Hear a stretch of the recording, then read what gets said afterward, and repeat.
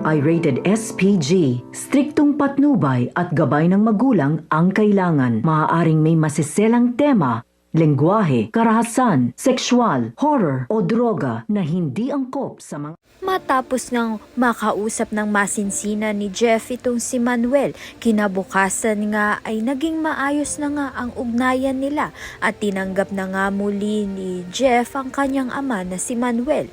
Subalit isang suliranin na naman nga ang haharapin ni Manuel dahil handa na nga sila ni Jessica na umalis nga sa bahay ni na Felma. Subalit pinigilan na nga siya nito ni Jeff dahil kakaayos nga lang nila at aalis na naman nga itong si Manuel. Kaya naman nga't nagdadalawang isip nga itong si Manuel kung aalis nga ba siya kasama itong si Jessica o maninirahan nga patuloy dito kina Felma. Sa kabilang banda naman nga, nasa panganib nga ang buhay nito ni Andrea dahil nasangkot nga siya sa isang investment scam.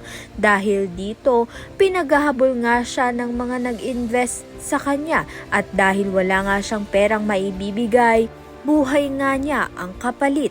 Kaya naman nga't dinala nga siya ng kanyang kaibigan dito nga kay Felma upang doon humingi nga ng tulong.